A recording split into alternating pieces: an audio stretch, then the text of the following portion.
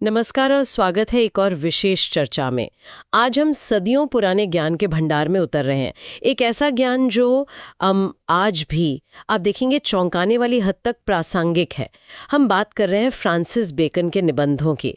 हमारे पास स्रोत के तौर पर बेकन के कुछ सबसे प्रभावशाली निबंधों के अंश है एक पीडीएफ से, और हमारा मकसद ये है कि इन विचारों से वो व्यवहारिक मोती चुने जो आज की थोड़ी कॉम्प्लेक्स जिंदगी को समझने में और शायद थोड़ा बेहतर जीने में मदद कर सकें।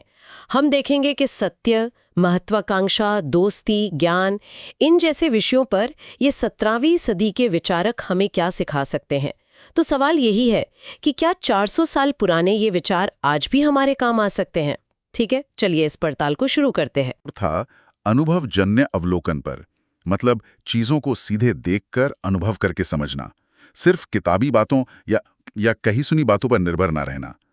तो उनके निबंध कोरी कल्पना नहीं है, वो मानवीय स्वभाव और समाज की गहरी प्रैक्टिकल समझ पर आधारित हैं। और यही बात तो दिलचस्प है कि कैसे उनके ये विचार सदियों बाद भी आज भी हमें अपनी दुनिया को, ये जो इतनी इन्फॉर्मेशन से भरी तेज रफ्तार वाली दुनिया है, इसे समझने का एक फ्रेमवर्क दे सकते हैं। हाँ, तो शुरुआत करते हैं एक बहुत ही बुनियादी सवाल से, जिसे बेकन ने अपने सत्य वाले निबंध ऑफ ट्रूथ में उठाया है।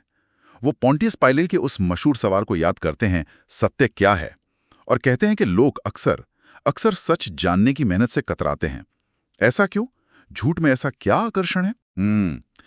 बेकन मानते हैं कि सत्य की खोज वो थोड़ी मुश्किल है और शायद थोड़ी उबाऊ भी। झूठ जो है वो कल्पना को रंग देता है, चीजों को ज्यादा आकर्षक बना सकता है ना? सत्य को वो कहते हैं नग्न और खुला दिन का उजाला, मतलब जिसमें चीजें साफ दिखती हैं पर शायद उतनी दिलचस्प नहीं लगती। लेकिन उनका मानना था कि सत्य का मूल्य सबसे ज्यादा है, खासकर बौद्धिक और नैतिक जीवन में। हालांकि यहीं पर वो एक महत्वपूर्ण फर्क करते हैं। वो व्यवहारिक या नागरिक सत्य और दार्शनिक सत्य के बीच अंतर देखते हैं, और इसी से जुड़ा है उनका बनावट छिपाओ पर विचार, ऑफ सिम्युलेशन एंड डिससिम्युलेशन। वो मानते हैं कि हमेशा पूरी तरह खुला होना, खासकर सार्वजनिक या राजनीतिक जीवन में, न तो मुमकिन है, न ही हमेशा समझदारी भरा। कभी कभी कुछ बातों को छिपाना या अपने इरादे जाहिर न करना जरूरी हो सकता है। लेकिन ये जो थोड़ा छिपाव वाली बात है, क्या ये आज के ज़माने में खतरनाक ढलान नहीं बन सकता? आजकल तो ट्रांसपेरेंसी की इतनी मांग है, लोग उम्मीद करते हैं कि सब कुछ खुला हो।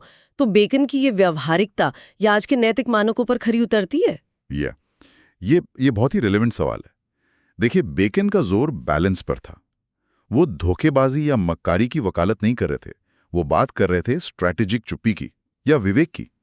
उनका मानना था कि पूरी तरह खुलापन आपको कमजोर बना सकता है, खासकर शक्तिशाली विरोधियों के सामने। आज भी चाहे वो डिप्लोमेसी हो या बिजनेस नेगोशिएशन, एक हद तक विवेक जरूरी माना जाता है। हाँ, चुनौती ये है कि ये विवेक कब बेईमानी बन जाता है। बेकन की चेतावनी शायद यही है कि इसे बहुत सावधानी से इस्तेमाल करना चाहिए और हमेशा सत्य को अंतिम लक्ष्य मानना चाहिए। अच्छा, आदर्शों से थोड़ा हटकर जीवन की वास्तविक चुनौतियों पर आते हैं। बेकन का विपत्ति यानी ऑफ एडवर्सिटी पर नजरिया काफी अलग है। वो कहते हैं कि समृद्धि में सुख जरूर है, लेकिन विपत्ति वो चरित्र की असली परीक्षा है। ये सिर्फ दुख या तकलीफ नहीं, बल्कि एक तरह का चमत्कार है जो इंसान की भीतरी ताकत को सामने लाता है। हाँ, बिल्कुल। इस पर स्टोइक दर्शन का गहरा असर दिखता है। बेकन का मानना था कि लगातार सुख सुविधाएं वो इंसान को कमजोर बना सकती हैं। विपत्ति ही वो आग है जिसमें तपकर इंसान का धैर्य, उसकी सहनशीलता, उसका नैतिक बल वो निखरता है। वो पुरानी नियम की समृद्धि और नए नियम की विपत्तियों की तुलना भी करते हैं और कहते हैं कि विपत्ति ऊंचे गुणों को जन्म देती है। तो ये एक तरह से कैरेक्टर बिल्डिंग का अवसर है। और इसी तरह की एक और कठोर वास्तविकता है प्रतिशोध यानी ऑफ रिवेंज। बेकन इसे कहते हैं एक प्रकार का जंगली न्याय, वाइल्ड जस्टिस। ये सुनने में तो बहुत शक्तिशाली लगता है, पर वो इसे कानून से कमतर क्यों मानते हैं? क्योंकि प्रतिशोध वो व्यक्तिगत होता है, भावनाओं से प्रेरित होता है और अक्सर अनुपातहीन होता है। ये कानून के शासन को, रूल ऑफ लॉ को चैलेंज करता है। बेकन कहते हैं कि बदला लेने वाला व्यक्ति अपने दुश्मन के बराबर हो जाता है, लेकिन जो माफ कर देता है वो उससे ऊपर उठ जाता है। तो माफी एक तरह की नैतिक श्रेष्ठता है। वो निजी बदले को समाज के लिए खतरनाक मानते हैं क्योंकि ये हिंसा और अस्थिरता का एक अनथीन साइकिल शुरू कर सकता है। सजा देने का अधिकार वो केवल कानून या राज्य का होना चाहिए। लेकिन ये जो माफी वाला आदर्श है, क्या ये हमेशा प्रैक्टिकल है, खासकर सत्ता के खेल में या जहां बहुत अन्याय हुआ हो? क्या इसे अक्सर कमजोरी नहीं समझा जाता? जरूर समझा जा सकता है। और बेकन भी यथार्थवादी थे। वो कोई हवा में बात नहीं कर रहे थे। वो शायद ये नहीं कह रहे कि हर स्थिति में तुरंत माफ कर देना चाहिए, खासकर जहां न्याय की प्रक्रिया जरूरी हो। लेकिन उनका जोर इस बात पर है कि व्यक्तिगत बदले की भावना में बह जाना वो अंततः खुद को ही नुकसान पहुंचाता है और समाज को भी। माफी जब संभव हो एक तरह की शक्ति है, अपने गुस्से और चोट पर नियंत्रण पाने की शक्ति। ये शायद व्यक्तिगत शांति के लिए ज्यादा जरूरी है, भले ही भारी दुनिया से कमजोरी समझे। सही बात है। और इन चुनौतियों का सामना अकेले करना तो मुश्किल है। शायद इसीलिए बेकन मित्रता यानी ऑफ फ्रेंडशिप को इतना महत्व देते हैं। वो कहते हैं कि सच्चा दोस्त न होना दुनिया में रहते हुए भी अकेले होने जैसा है। मित्रता के मुख्य फायदे क्या बताते हैं वो? तीन मुख्य बातें बताते हैं। पहला, भावनाओं को बांटकर मन हल्का करना, जैसे किसी बर्तन से भाप निकालना। दूसरा, बातचीत और सलाह से अपनी सोच और निर्णय को बेहतर बनाना। एक दोस्त आपकी सोच को आईना दिखा सकता है, ऐसी बातें बता सकता है जो आप खुद नहीं देख पाते हैं। और तीसरा, प्रैक्टिकल कामों में मदद। लेकिन सबसे ज्यादा जोर वो दूसरी बात पर देते हैं, निष्पक्ष और बुद्धिमानी भरी सलाह। एक सच्चा दोस्त वो सलाहकार है जो आपकी भलाई चाहता है, ना कि सिर्फ आपकी हाँ में हाँ मिलाता है। इस सलाह वाली बात दिलचस्प है। क्या ये सिर्फ निजी दोस्ती पर लागू होती है या इसका कोई व्यापक अर्थ भी है? निश्चित रूप से इसका व्यापक अर्थ है। बेकन ने परामर्श यानी ऑफ काउंसिल पर अलग से भी लिखा है, खासकर शासकों और नेताओं के संदर्भ में। वो मानते थे कि कोई भी व्यक्ति इतना बुद्धिमान नहीं होता कि उसे सलाह की जरूरत न पड़े। अच्छी सलाह निर्णय लेने की प्रक्रिया को उसको मजबूत करती है। वो अलग अलग सलाहकारों के, जैसे करीबी सलाहकार बनाम बड़ी समितियां, इनके फायदे नुकसान भी बताते हैं। यह महत्वपूर्ण बात यह है कि सलाह लेने की इच्छा और सही सलाह को पहचानने की क्षमता, ये दोनों ही अच्छे नेतृत्व और अच्छे जीवन के लिए जरूरी हैं। सलाह और दोस्ती के साथ ही एक और मानवीय पहलू आता है, महत्वाकांक्षा, ऑफ एम्बिशन। बेकन इसे एक दो-धारी तलवार की तरह देखते हैं, जरूरी भी और खतरनाक भी। इसे कैसे समझा जाए? महत्वाकांक्षा, एम्बिशन, वो ऊर्जा देती है, लोगों को बड़े काम करने के लिए प्रेरित करती है। बेकन मानते हैं कि समाज को आगे बढ़ाने के लिए महत्वाकांक्षी लोगों की जरूरत होती है। लेकिन अगर ये अनियंत्रित हो जाए तो विनाशकारी हो सकती है। व्यक्ति दूसरों को कुचलकर आगे बढ़ने लगता है, नैतिक मूल्यों को ताक पर रख देता है। बेकन का सुझाव है कि महत्वाकांक्षी लोगों को ऐसी भूमिकाओं में रखा जाए जहां उनकी ऊर्जा वो पॉजिटिव कामों में लगे और उन पर कुछ नियंत्रण या संतुलन रखा जाए। उन्हें पूरी तरह बेगाम नहीं छोड़ना चाहिए। तो क्या महत्वाकांक्षा को नियंत्रित या दिशा दी जा सकती है? बेकन ने मनुष्य में प्रकृति यानी ऑफ नेचर इन मैन और रीति रिवाज और शिक्षा यानी ऑफ कस्टम एंड एजुकेशन पर भी लिखा है। क्या आदतें और शिक्षा हमारी स्वाभाविक प्रवृत्तियों को, जैसे महत्वाकांक्षा, बदल सकती हैं? बेकन मानते थे कि प्रकृति शक्तिशाली है, नेचर इज पावरफुल, लेकिन आदत यानी कस्टम वो उससे भी ज्यादा शक्तिशाली हो सकती है। उनका मानना था कि लगातार अभ्यास और सही शिक्षा के जरिए हम अपनी बुरी प्रवृत्तियों पर काबू पा सकते हैं और अच्छी आदतों को विकसित कर सकते हैं। तो हाँ, उनकी सोच के अनुसार महत्वाकांक्षा को भी सही दिशा दी जा सकती है, उसे समाज के लिए उपयोगी बनाया जा सकता है, अगर व्यक्ति में सेल्फ कंट्रोल हो और समाज सही संरचनाएं प्रदान करे।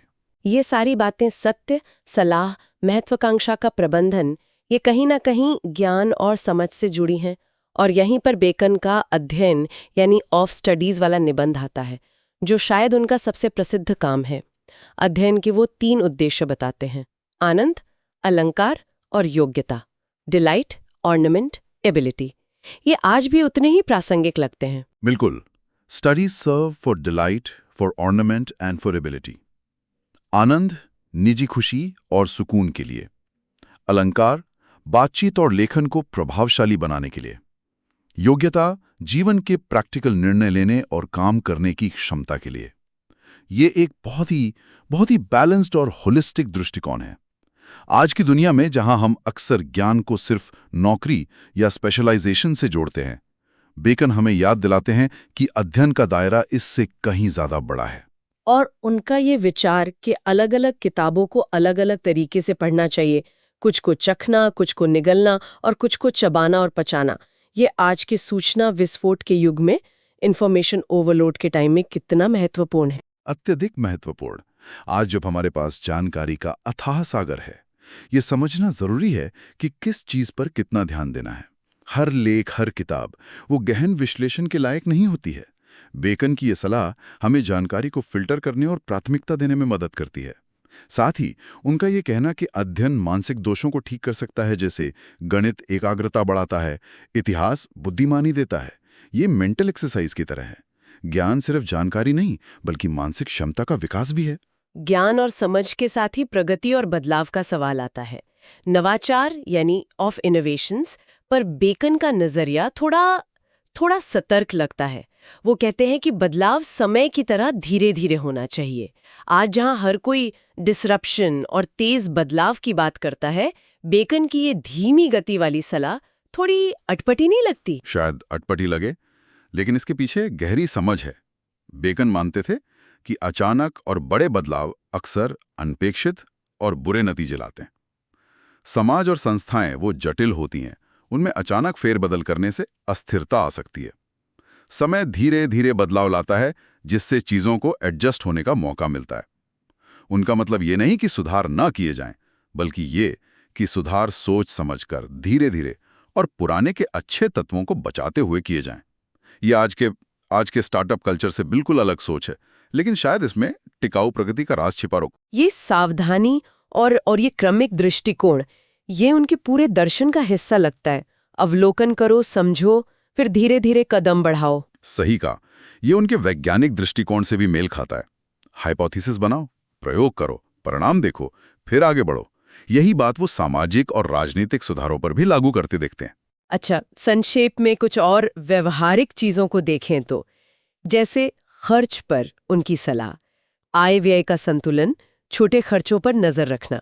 वो कहते हैं छोटे छेद बड़े जहाज को डुबो सकते हैं। ये तो आज भी हर फाइनेंशियल एडवाइजर कहता है। हाँ, उनकी सलाह बहुत प्रैक्टिकल है। इसी तरह यात्रा ऑफ ट्रैवल पर उनके सुझाव, भाषा सीखो, देखो, समझो, डायरी लिखो। ये यात्रा को सिर्फ मनोरंजन नहीं बल्कि सीखने का अवसर बनाने पर जोर देते हैं। ये दिखाता है कि वो जीवन के हर पहलू को ज्ञान और अनुभव बढ़ाने के नजरिए से देखते थे। तो इस पूरी चर्चा को अगर हम समेटें तो बेकन के इन निबंधों से आज के लिए मुख्य सीख क्या निकलती है?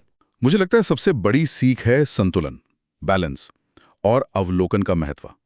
सत्य और व्यावहारिकता के बीच संतुलन, महत्वाकांक्षा और नैतिकता के बीच, खर्च और बचत के बीच, नवीनता और स्थिरता के बीच। और ये संतुलन आता है चीजों को ध्यान से देखने से, समझने से और भावनाओं या जल्दबाजी में बहने के बजाय तर्क और विवेक से काम लेने से। उनकी गहरी समझ, जैसे ईर्ष्या, प्रतिशोध, अंधविश्वास, ये हमें खुद को और दूसरों को बेहतर समझने में मदद करती है। वो आदर्शवादी थे, लेकिन साथ ही यथार्थवादी भी। वो जानते थे कि इंसान कैसा है और उसे कैसा होना चाहिए। इसके बीच हमेशा एक तनाव रहता है। और यही समझ आज भी उतनी ही रेलेवेंट है। बिल्कुल। उनकी सलाह हमें सूचना के शोर, सामाजिक ध्रुवीकरण और ये जो तुरंत निर्णय लेने का दबाव होता है, इसके बीच एक शांत विचारशील दृष्टिकोण अपनाने में मदद कर सकती है। बिल्कुल। उनका तरीका अवलोकन, विश्लेषण, परामर्श और फिर कार्रवाई, ये आज भी उतना ही कारगर हो सकता है। और यहीं पर मैं श्रोताओं के लिए एक अंतिम विचार छोड़ना चाहूंगी। बेकन ने अवलोकन, क्रमिक परिवर्तन और परामर्श पर इतना जोर दिया। आज की इस तेज रफ्तार जटिल दुनिया में, जहां अक्सर राय तथ्यों पर हावी हो जाती है और तुरंत नतीजों का दबाव होता है, हम बेकन के इन सिद्धांतों को सबसे प्रभावी ढंग से कैसे लागू कर सकते हैं? क्या उनकी ये सदियों पुरानी सलाह हमें आज बेहतर निर्णय लेने में, अपने आसपास की दुनिया को ज्यादा स्पष्ट रूप से समझने में और शायद थोड़ा ज्यादा विवेकपूर्ण ढंग से जीने में मदद कर सकती है? इस सवाल पर सोचने के लिए आपको छोड़ते हुए आज की इस गहरी पड़ताल में शामिल होने के लिए धन्यवाद।